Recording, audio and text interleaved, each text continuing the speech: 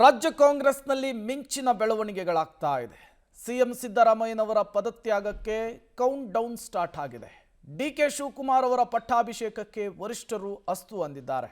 ಹಾಗಾದ್ರೆ ಡಿಕೆ ಶಿವಕುಮಾರ್ ಅವರ ಪಟ್ಟಾಭಿಷೇಕದ ವಿಚಾರಕ್ಕೆ, ಸಿಎಂ ಸಿದ್ದರಾಮಯ್ಯನವರ ನಿರ್ಗಮನದ ವಿಚಾರಕ್ಕೆ ಏನೆಲ್ಲ ಬೆಳವಣಿಗೆಗಳಾಗ್ತಾ ಇದೆ ಅನ್ನೋದರ ಅಪ್ಡೇಟ್ಸ್ ನಿಮ್ಮ ಮುಂದೆ. ನಾಳೆ ಬೆಂಗಳೂರಿಗೆ ಆಗಮಿಸಲಿದ್ದಾರೆ ಡಿಸಿಎಂ ಡಿಕೆ ಶಿವಕುಮಾರ್.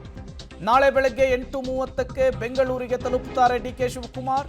ನಾಳೆ ಬೆಳಗ್ಗೆ ಸಿಎಂ ಬ್ರೇಕ್ಫಾಸ್ಟ್ ಮೀಟಿಂಗ್ನಲ್ಲಿ ಡಿಕೆ ಶಿವಕುಮಾರ್ ನೇರವಾಗಿ ಭಾಗಿ. ಸಿಎಂ ಕಾವೇರಿ ನಿವಾಸದಲ್ಲಿ ಬ್ರೇಕ್ಫಾಸ್ಟ್ ಮೀಟಿಂಗ್ ಅನ್ನು ಹಮ್ಮಿಕೊಳ್ಳಲಾಗಿದೆ. ಇವತ್ತೇ ಬರಬೇಕಿತ್ತು ಡಿಕೆ ಶಿವಕುಮಾರ್ ಅವರು, ಕಾರಣಾಂತರಗಳಿಂದ ಅದು ನಾಳೆಗೆ ಪೋಸ್ಟ್ಪೋನ್ ಆಗಿದೆ.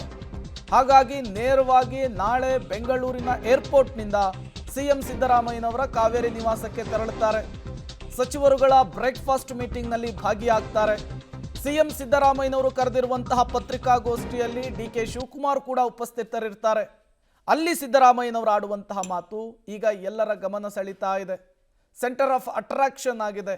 ಹಾಗಾಗಿ ನಾಳೆಯ ಬೆಳವಣಿಗೆ ರಾಜ್ಯ ರಾಜಕಾರಣದಲ್ಲಿ ಮತ್ತಷ್ಟು ಬೆಳವಣಿಗೆಗಳಿಗೆ ಸಾಕ್ಷಿಯಾಗುವಂತಹ ಸಾಧ್ಯತೆ ಇದೆ. ಈಗಾಗಲೇ ವರಿಷ್ಠರು ಹೇಳಿ ಆಗಿದೆ, ರಿಸೈನ್ ಅನ್ನ ಮಾಡಿ ಅಂತ ಹೇಳಿ. ಅದಕ್ಕೆ ಸಿದ್ದರಾಮಯ್ಯನವರು ಕೂಡ ಸಮ್ಮತಿಯನ್ನು ಸೂಚಿಸಿದ್ದಾರೆ. ಆ ಬೆಳವಣಿಗೆಗಳಾಗ್ತಾ ಇದ್ದ ಹಾಗೆ ನೇರವಾಗಿ ತಡರಾತ್ರಿ ಬೆಂಗಳೂರಿಗೆ ಬಂದಿಳಿದ್ರು ಸಿದ್ದರಾಮಯ್ಯನವರು. ಆಪ್ತರ ಜೊತೆಗೆ ಮೀಟಿಂಗ್ ಮಾಡೋದಕ್ಕೆ ಮುಂದಾದ್ರು ಸಿದ್ದರಾಮಯ್ಯನವರು. ಬಟ್ ಡಿಸಿಎಂ ಡಿಕೆ ಶಿವಕುಮಾರ್ ವಾಪಸ್ ಬೆಂಗಳೂರಿಗೆ ಬಂದಿಲ್ಲ. ಇವತ್ತು ಮಧ್ಯಾಹ್ನ ಬರಬೇಕಿತ್ತು, ಅದು ನಾಳೆಗೆ ಪೋಸ್ಟ್ಪೋನ್ ಆಗಿದೆ ಅನ್ನೋದು ಗೊತ್ತಾಗ್ತಾ ಇದೆ.